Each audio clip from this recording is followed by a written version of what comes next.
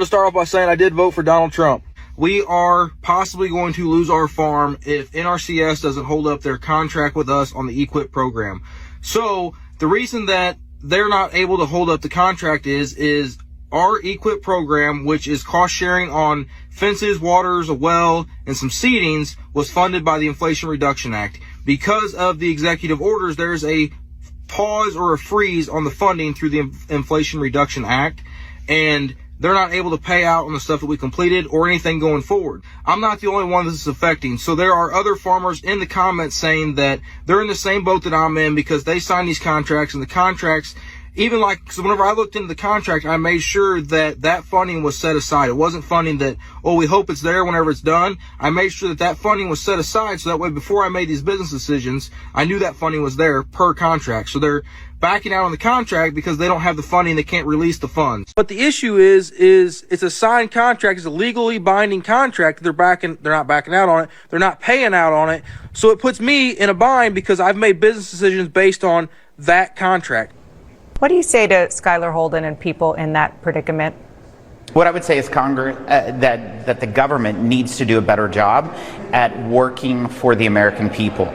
Too often, it seems like the American people's working for the government, and the whole purpose of freezing and putting a hold on everything right now is to review to make sure it's working the way that Congress and the executive is supposed to implement. It's unfortunate that this is the case. I've been talking with several farmers that have been experiencing this and trying to help guide them through this process. But it's all going to work out. Right now, it's a little bit disruptive, but that's what this administration promised whenever they were coming to Washington, so is that they would be disruptive and look at ways to make the government more efficient and working for the people.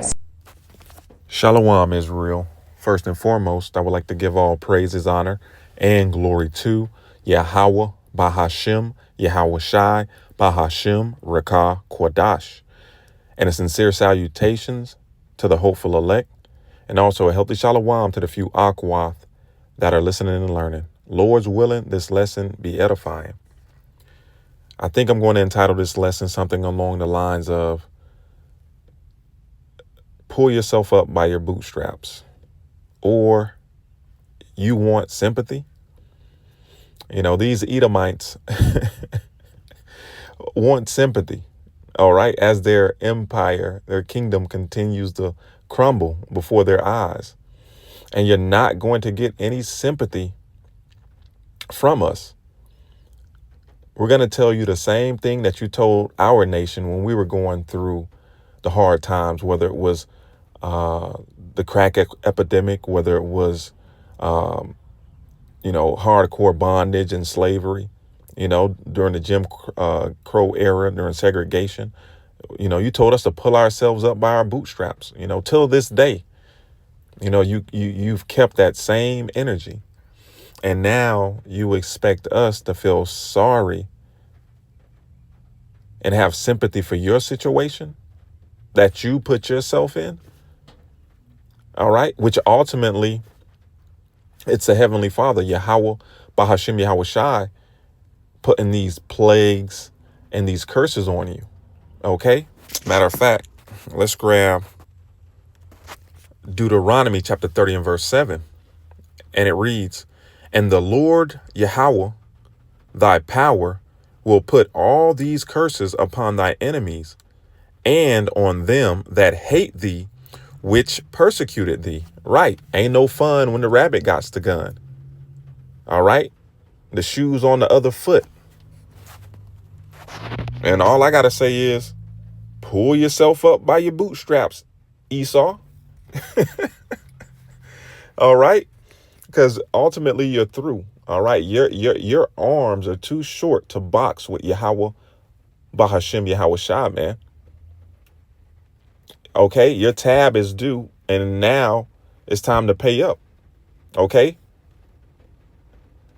And suffer the consequences of your actions. So let's go to this video. I want to play a little bit of this video because the Heavenly Father is plaguing these Edomites, man.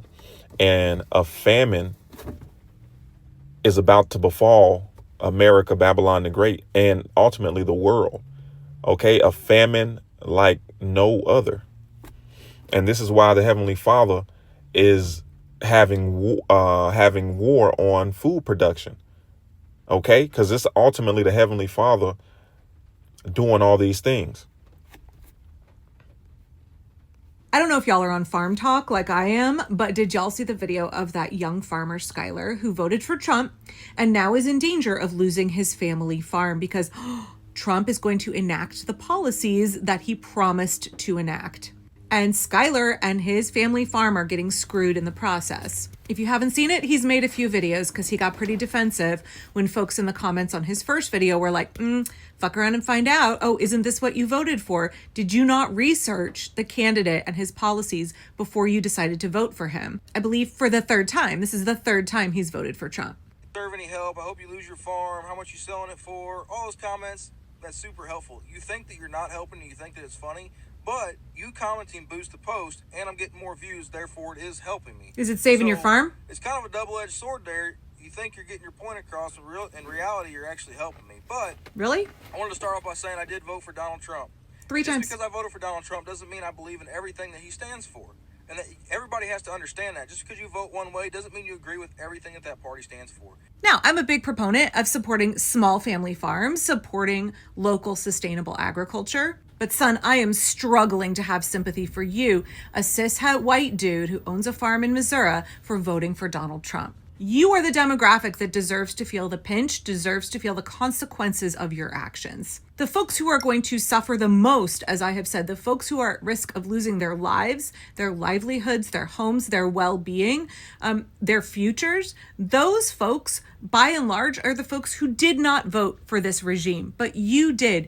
You chose this. And son, I know in this defensive follow-up video, you're like, oh, joke's on you guys because I'm getting mad views on my original video. Cool. Is that somehow stopping the Trump administration from enacting Project 2025? Is that going to save your farm? Are you going to get water to your cattle now?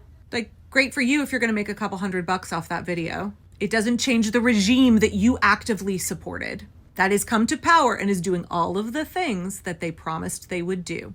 Now, you said in the comments of your video that you were too busy to really dig into all of Trump's plans. You didn't have the time to research. But I'm sorry, you are a grown-ass man. You are a whole adult, and it is incumbent upon you to do due diligence and do research before you decide to vote for a candidate. You don't get to play, oh, poor little me, I was ignorant, I didn't know what I was voting for. You don't get to play that game. You are a grown-up. You own a farm, and you couldn't bother to read the section on agriculture in Project 2025? I cover sustainable agriculture for my business, but I don't have a farm, and I had the time.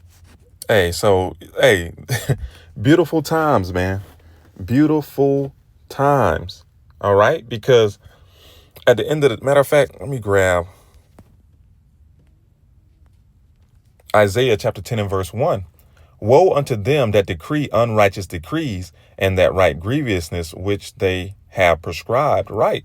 It was all fun when these unrighteous decrees were only against so-called black people. All right. Don't forget about the Jim Crow era. OK, the Jim Crow laws. Remember around the 1880s through the 1960s. You remember that time period? All right. When these unrighteous decrees, these unjust laws stopped us from, denied us the right to vote, prevented us from, accessing the same economic and educational and healthcare, all these benefits that you Edomites enjoyed while we were dealing with the bull. When we were getting, unjust and unfair treatment from you. But because it was benefiting y'all didn't stand up and join our fight. Y'all just sat back and reaped the benefits of it. So we have no sympathy for any of y'all. This is beautiful.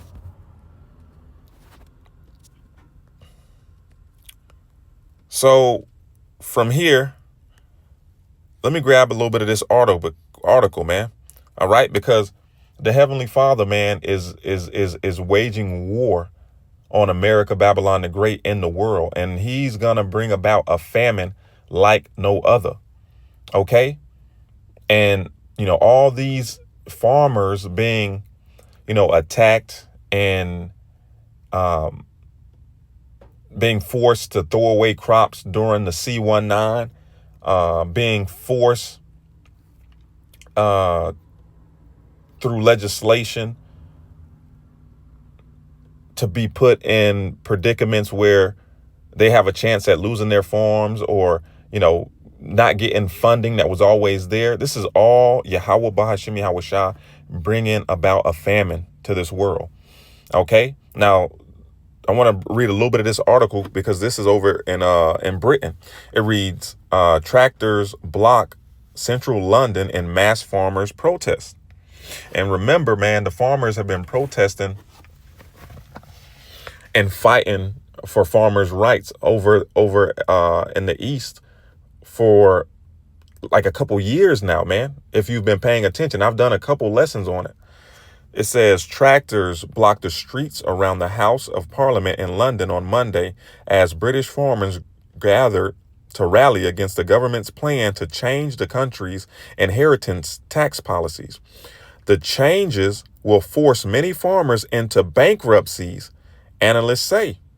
The policy announced in the budget by the ruling Labour Party last year will come into effect in April 2026, scrapping a long-standing exemption that meant no inheritance tax was paid to pass down family farms. According to the updated policy, agricultural assets worth 1.24 million would be liable for the tax at 20% when handed down to heirs after the owner's death. It says the day-long tractor rally organized by Save British Farming was staged by British lawmakers, debated an e-petition with nearly 151,000 signatures calling to prevent the current inheritance tax exemption for working farm estates. And let's jump down real quick. It says, matter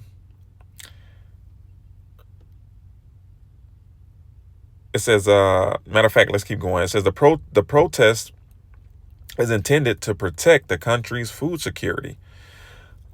Political commentator Katie Hopkins told RT, emphasizing that the farmers were not demanding subsidies or other state funding. They're just asking to keep the farms they inherited from their parents so they could give them to their kids. They're just asking to get up at 5 o'clock in the morning so they can feed the nation, Hopkins said. Fuck all that, man. What about all the land that y'all stole from the Lord's chosen people? What about all the land that y'all stole from Issachar, Gad, Reuben? The inventions y'all stole and took credit for your own? All this generational wealth that y'all have taken from the Lord's chosen people. Generational wealth that we could have passed down from generation to generation, man. What about our children's inheritance? You weren't saying shit when you were just stealing and raping and robbing, man. I'm getting kind of angry just thinking about it. The hypocrisy.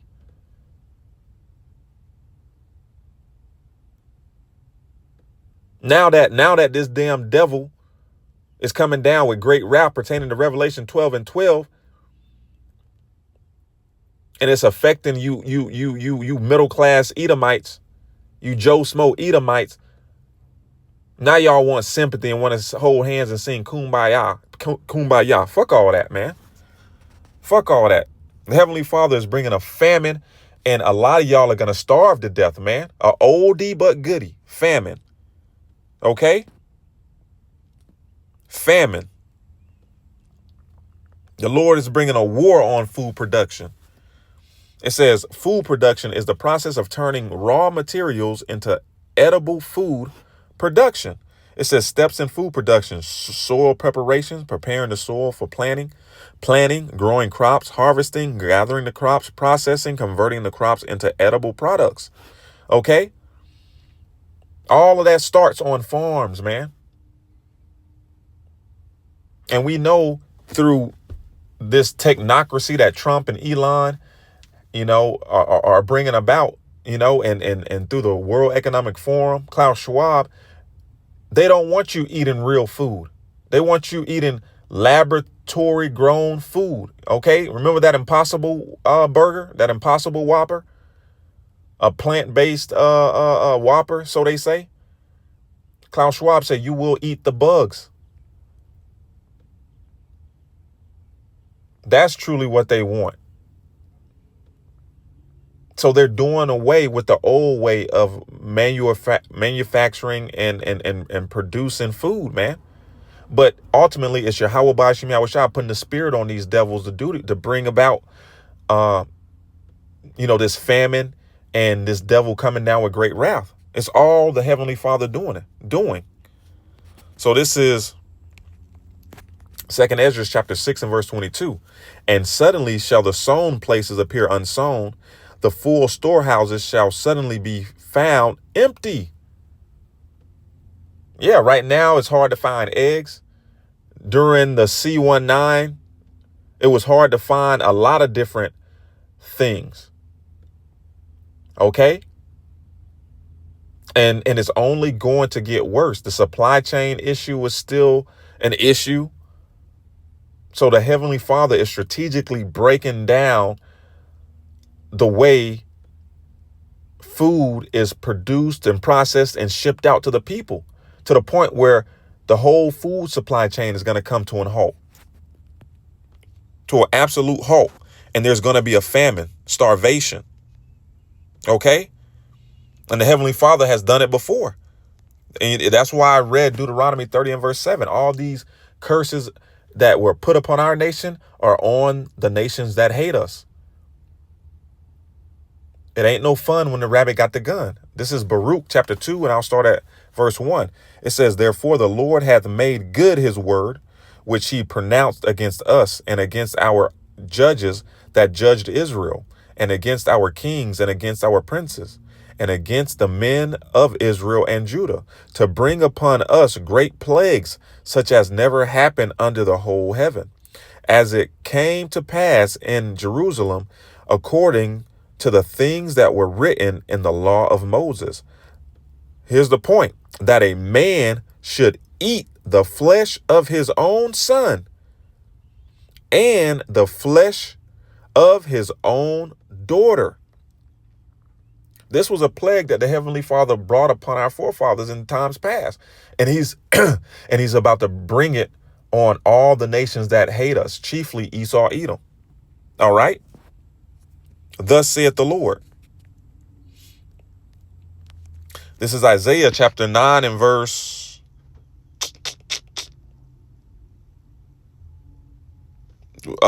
19.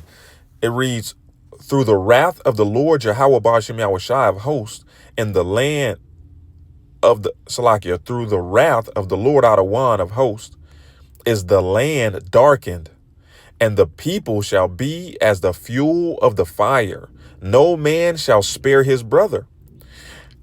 And he shall snatch on the right hand and be hungry, and he shall eat on the left hand, and they shall not be satisfied. They shall eat every man the flesh of his own arm. Okay? Famine, an oldie but goodie from Yahweh Ba'ashem Yahweh Shah. Okay? An oldie but goodie. And let's end it here. This is 2nd Ezra chapter 15 and verse 57. It reads, thy children shall die of hunger, and thou shalt fall through the sword. Thy cities shall be broken down, and all thine shall perish with the sword in the field. They that be in the mountains shall die of hunger, and eat their own flesh and drink their own blood, for very hunger of bread and thirst of water. Right, man. Famine is one of the worst ways to die, man. The body starts to eat itself.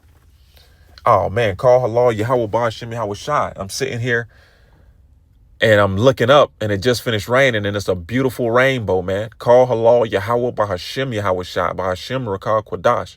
Call halal Yahweh Ba'ashem Yahweh Shai. Ba'ashem Rakah Quadash. So I'm going to end it there, man.